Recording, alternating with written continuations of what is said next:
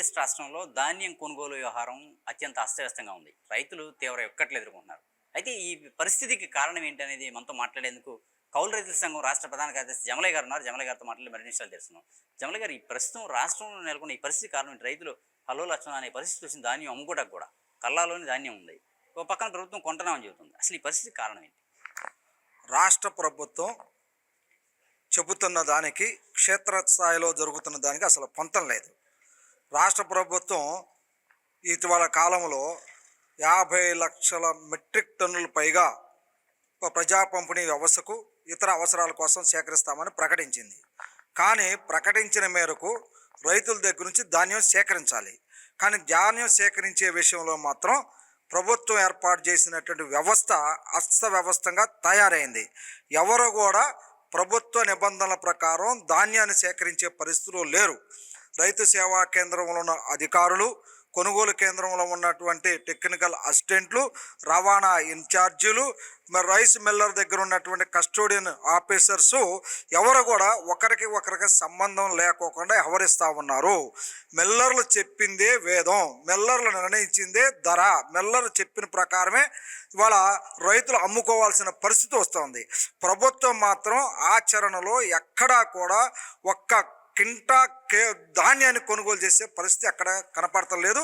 మిల్లర్లే కొనుగోలు చేసి కొనుగోలు కేంద్రాన్ని పంపిస్తే వాళ్ళు ట్రక్ షీట్ కొట్టి అప్పుడు ఆ ధాన్యాన్ని మిల్లర్లకు పంపిస్తున్నారు తప్ప డైరెక్ట్గా నేరుగా కొనుగోలు కేంద్రాలు వాళ్ళు కొనుగోలు చేసి ట్రక్ షీట్ జనరేట్ చేసి రైస్ మిల్లర్లకు పంపించినటువంటి దాఖలాలు ఎక్కడా లేవు అనేది స్పష్టంగా తెలుస్తూ ఉంది.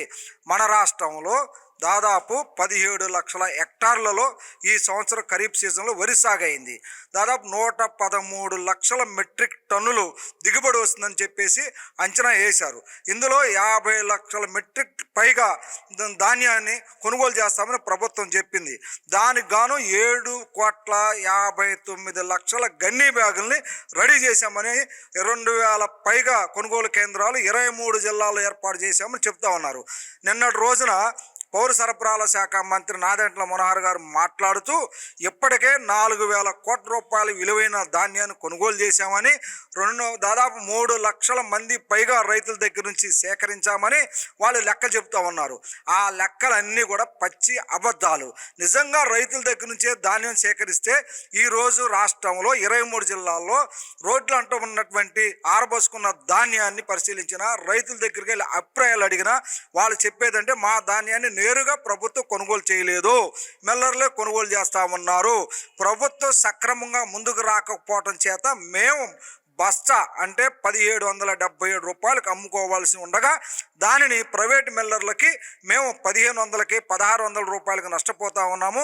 ఎకరానికి 12,000 నుంచి 15,000 రూపాయలకు మేము నష్టపోయాము, మా ఆదాయాన్ని గండి కొడుతున్నారని చెప్పేసి ఆవేదన చెందుతున్నటువంటి పరిస్థితి కనపడతా ఉంది. ఇప్పటికీ మనం అనేక గ్రామాల్లో చూస్తే రైస్ మిల్లర్లే కొంతమంది ఏజెంట్లు ఏర్పాటు చేసుకొని కల్లాల దగ్గరికి వెళ్ళి ప్రభుత్వం కొనుగోలు చేయదు, తేమ శాతం పేరుతో మానుగాయ పేరుతో ధాన్యం నాణ్యత లేదని చెప్పేసి కొర్రీలు పెడతా ఉంది, మాకు అమ్మండి మేమేం కొంటామని చెప్తా ఉన్నారు.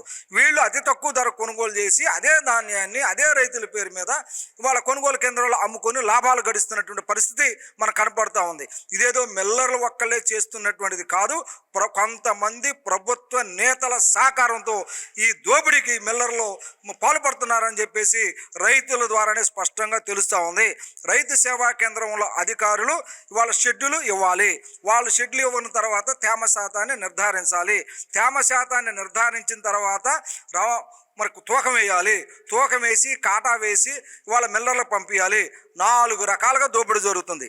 మొదటి దోపిడీ ఏంటంటే టెక్నికల్ అసిస్టెంట్లు తేమ శాతం ఎక్కువ ఉందని చెప్పేసి వాళ్ళ తగ్గించి కొనుగోలు చేస్తూ ఉన్నారు.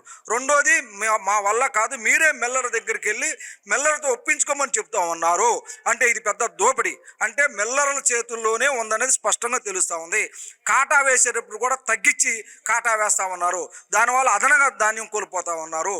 ట్రక్ షీట్ జనరేట్ చేసి వెయిట్ బ్రిడ్జ్ దగ్గర తీసుకెళ్ళిన తర్వాత మొత్తం వెయిట్ తూకం వేయాలా, వెయిట్ తూకం వేసిన తర్వాత ఖాళీ లారీని కూడా తూకం వేస్తున్నారు.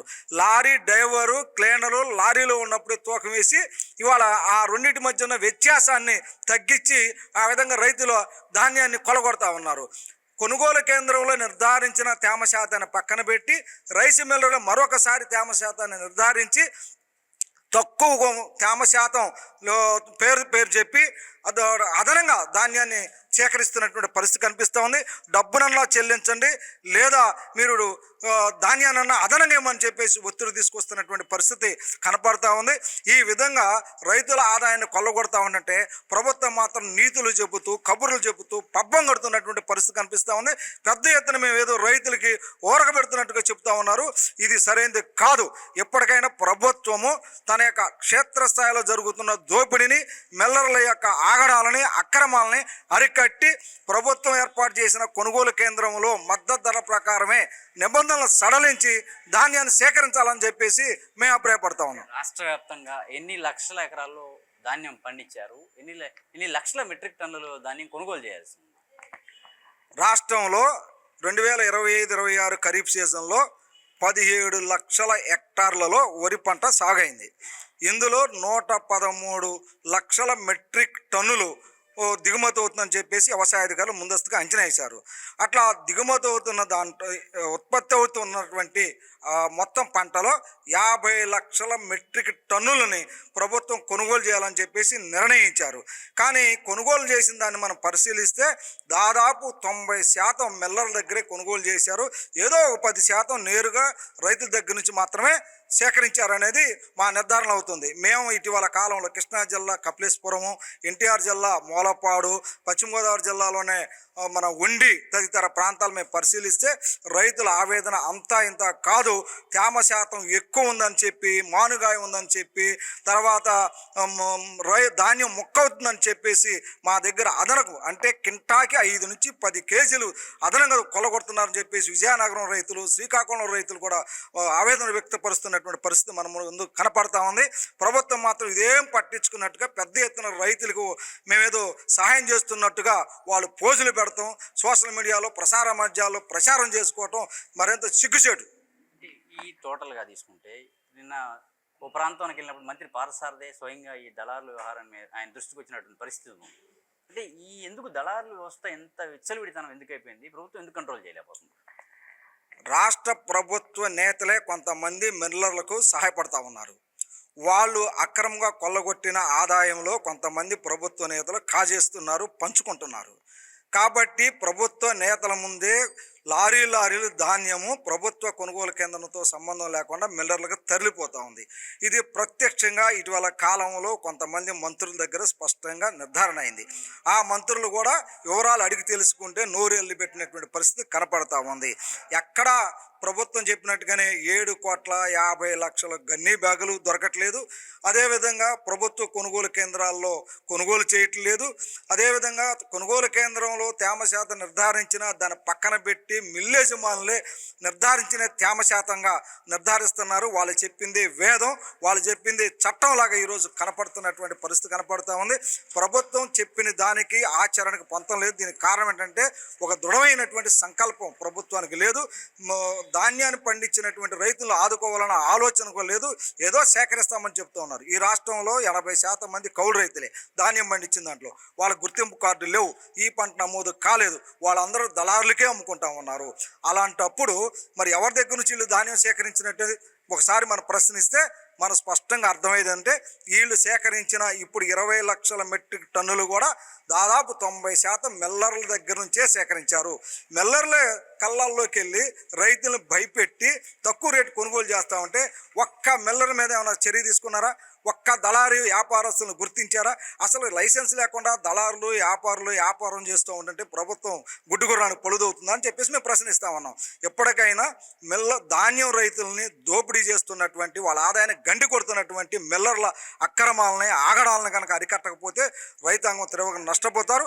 దానికి తగిన పద్ధతిలో ప్రభుత్వం కూడా బాధ్యత వహించాల్సి ఉంటుందని చెప్పేసి హెచ్చరిస్తా ఉన్నాం. గతంలో రైతు భరోసా కేంద్రాల ద్వారా ఈ ధాన్యం కొనుగోలు చేసిన పరిస్థితి ఉండేది. రైతు భరోసా కేంద్రాల వల్ల ఇప్పుడు ఎటువంటి ప్రయోజనం లేదని చెప్పుకోవచ్చా? లేదంటే రైతు భరోసా కేంద్రాలకు రైతులు వెళ్ళటం లేదా? రైతు భరోసా కేంద్రం వాళ్ళ దగ్గరకు రైతులు రిజిస్ట్రేషన్ చేసుకోవాలి. వాళ్ళు రిజిస్ట్రేషన్ చేసుకున్న తర్వాత షెడ్యూల్ ఇస్తారు. ఆ షెడ్యూల్ ప్రకారం వీళ్ళు పంటని నూర్పిడి చేసి ధాన్యం తీసుకొచ్చి కొనుగోలు కేంద్రంలో టెక్నికల్ అసిస్టెంట్లకు ఇస్తారు. వాళ్ళు తేమ శాతాన్ని నిర్ధారిస్తారు. వాళ్ళు తేమ శాతం నిర్ధారించిన తర్వాత ధాన్యం తీసుకురమ్మంటారు. తీసుకొచ్చిన ధాన్యాన్ని కాటా వేసి లారీ వాళ్ళు ప్రభుత్వం ఏర్పాటు చేసిన లారీల ద్వారా వెహికల్స్ ద్వారా పంపాలా. అక్కడ వచ్చిన లారీని వెంటనే అన్లోడ్ చేసే దానికోసం కస్టోడియన్ ఆఫీసరు రైస్ మిల్లర్ దగ్గర ఉంటాడు. వీళ్ళందరూ మొద్దు నిద్రపోతా ఉన్నారు. ధాన్యం కొనుగోలు మొత్తం మిల్లర్ చేతుల్లో పెట్టి వీళ్ళు మిల్లర్లు తీసుకొచ్చినటువంటి ఏదైతే ధాన్యం కొనుగోలు ఉందో దాన్నే ట్రక్ షీట్లు జనరేట్ చేసి అప్డేట్ చేస్తూ ఉన్నారు తప్ప రైతుల దగ్గర నేరుగా కొనుగోలు చేసేది చాలా తక్కువ. ఇటీవల కాలంలో మేము డైరెక్ట్గా వెళ్ళి పరిశీలించిన దాంట్లో కూడా ఇదే స్పష్టం కనపడుతూ ఉంది. దీనికి అంటే నిఘా వ్యవస్థను ఏర్పాటు చేశారు. తహసీల్దారులు, వ్యవసాయ అధికారులు, తర్వాత కొంతమంది కూడా పెట్టి ఏం జరుగుతుందో చూడమన్నారు. వీళ్ళకి అసలు అక్కడ ఏం జరుగుతుందో వీళ్ళకి తెలియదు. వీళ్ళ అధికారాలు ఏంటో వీళ్ళ విధులేంటో పనిచేస్తున్నటువంటి తహసీల్దారులకు కానీ వ్యవసాయ ఉన్నతాధికారులకు కానీ ఎవరికి స్పష్టత లేదు. అంత గందరగోళంగా వ్యవహరిస్తూ ఉంది. కాబట్టి దీన్ని ఆసరా చేసుకుని మిల్లర్లు ఈ దోపిడీలకి అక్రమాలకు పాల్పడుతూ ఉన్నారు. రాష్ట్ర వ్యాప్తంగా అత్యధిక శాతం ఉంది కౌలు రైతులు అనేది మనకు స్పష్టమైన విషయం. ఈ సంక్రాంతి పండుగ అంటే అతిపెద్ద పండుగ. ధాన్యం అమ్ముకొని రైతులు ఇంటికి ఆనందంగా వచ్చే పండుగ వాళ్ళు. ఈ పండుగ అసలు రైతుల కళ్ళలో ఆనందం నింపుతుందని అనుకోవచ్చా, లేదంటే విషాదం మిగులుస్తుందా పండించిన పంటకు గిట్టుబాటు ధర రాక? దాదాపు 2000 పైగా ఉన్న కొనుగోలు కేంద్రాలలో ఉన్నటువంటి గ్రామాల్లో మనం ధాన్యం అమ్ముకున్న రైతుల్ని, ధాన్యాన్ని తీసుకొచ్చి ఆరబెట్టుకుంటున్న రైతుల్ని, నూర్పిడి చేసిన రైతులను ప్రశ్నిస్తే ప్రభుత్వం కొనుగోలులో ఈరోజు విఫలమైంది. మా ధాన్యాన్ని మిల్లర్లే కొనుగోలు చేస్తూ ఉన్నారు. మరి ఎన్టీఆర్ జిల్లా మూలపాడు గ్రామాన్ని మేము పరిశీలిస్తే మిల్లర్లు ఏజెంట్లు వెళ్ళి ప్రభుత్వం కొనుగోలు చేయదు, తేమ శాతం ఎక్కువ ఉందని చెప్పి తగ్గించేసిద్ది, మానగాయ ఉంది, నాణ్యత లేదని వాళ్ళు కొనుగోలు ఇబ్బంది పడతారు, మాకు అమ్మండి అని చెప్పి 75 కేజీల బస్తా 1792 రూపాయలు అంటే ఏ గ్రేడ్ ధాన్యాన్ని అమ్ముకోవాల్సి ఉండగా 1300, 1200, 1400కి కొనుగోలు చేస్తూ ఉన్నారు. అంటే బస్తాకి 377 రూపాయలు నష్టం. ఎకరానికి 12,000 నుంచి 15,000 రూపాయలు నష్టపోతూ ఉన్నారు. ఇంత దారి దోపిడీ జరుగుతూ ఉందంటే రైతులు కళ్ళల్లో కళ ఎట్లా కనపరిచింది అంటే రైతుల కళ్ళల్లో కన్నీరు కనపడతా ఉంది. కానీ ప్రభుత్వం మాత్రం ముసలి కన్నీరు కారుస్తూ ఉంది. మేమేదో రైతులు ఓదారుస్తామని చెప్పేసి రోజుకు ఒక పర్యటన, రోజుకు ఒక ప్రెస్ మీటు, రోజుకు ఒక ప్రసార మాధ్యాల్లో ప్రభుత్వ నేతలు కనపడుతున్నారు తప్ప క్షేత్రస్థాయిలో జరుగుతున్న దోపిడీని, అన్యాయాన్ని, అక్రమాలని గుర్తించి ఒక్కళ్ళ మీద చర్య తీసుకోలేదు. అలా తీసుకుంటే అప్పుడు నిజంగానే రైతులు ఆదుకోవడానికి ప్రభుత్వం ఏదో చేస్తుందని చెప్పేసి నమ్మడానికి అవకాశం ఉంటుంది. ఏ చర్యలు లేవు, ఏం కఠిన చర్యలు తీసుకునే పరిస్థితి కూడా లేదు. అంత ప్రచారానికి చేసుకొని పబ్బం గడుపుతున్నారు తప్ప సభ్య సమాజాన్ని మభ్యపెట్టడానికి ప్రయత్నం చేస్తున్నారు తప్ప రైతులకి న్యాయం చేసిన పరిస్థితుల్లో రైతుల దగ్గర నుంచి ధాన్యం కొనుగోలు చేసిన పరిస్థితి అయితే ఎక్కడా కనపడతలేదు. చివరిగా ముఖ్యమంత్రి ఎవరైతే ఉన్నారో చంద్రబాబు, వరి పండించొద్దు, ఇతర పంటలపై దృష్టి పెట్టండి అని చెప్పిన ఇప్పుడు పలుమార్లు వ్యాఖ్యానించిన పరిస్థితి ఉంది. ఇదే ఆసరాగా చేసుకుని అధికారులు కావాలని నిద్ర చేస్తున్నారు అనుకోవచ్చా, నిర్లక్ష్యంగా వ్యవహరిస్తున్నారు అనుకోవచ్చా? చంద్రబాబే సాక్షాత్తు వరి పండించొద్దు అంటున్నారు కాబట్టి ధాన్య విషయంలో మనం నిర్లక్ష్యం వహిస్తే ఏమైందిలే, మమ్మల్ని ఎవరేమంటారులేని నిర్లక్ష్యం ఉన్నారని భావించవచ్చా? ఇటీవల చంద్రబాబు నాయుడు గారు మాట్లాడుతూ అరటికాయలు కొనుగోలు చేసి మేమేం చేయాలి, దానిమ్మను కొనుగోలు మేమేం చేయాలి, ధాన్యం కొనుగోలు చేసి మేమేం చేయాలి, అదేవిధంగా కందులు, మినుములు, మొక్కజొన్న మేము ఎందుకు కొనుగోలు చేయాలని అంటున్నారు. అందుకనే ఈ సంవత్సరం దాదాపు 2 లక్షల ఎకరాల్లో పైగా మొక్కజొన్న సాగు అయితే ఇంతవరకు కొనుగోలు కేంద్రమే పెట్టలేదు. దానివల్ల తక్కువ రేటుకు అమ్ముకొని మొక్కజొన్న రైతులు నష్టపోతూ ఉన్నారు. ఎప్పుడైతే చంద్రబాబు నాయుడు గారే డైరెక్ట్గా మీరు వరి పండించొద్దని, వరి పండిస్తే షుగర్ వచ్చిద్దని, నేను తింటలేదని, మేము కొనుగోలు ఏం చేయాలని చెప్పేసి మాటలు పరోక్షంగా మిల్లర్లకి తోడ్పడతా ఉన్నాయి. యంత్రాంగంలో నిరాశ, నిర్లక్ష్యం కూడా ఏర్పడింది. దీన్ని ఆసరా చేసుకుంటున్నారు. ఆసరా చేసుకుని ప్రభుత్వం నిర్లిప్తంగా ఉండటంతో, నిర్లక్ష్యంగా ఉండటంతో, కొనుగోలు విషయంలో జాప్యం చేయడంతో మిల్లర్ల ఆగడాలు అంతుమించి లేకుండా పోయాయి.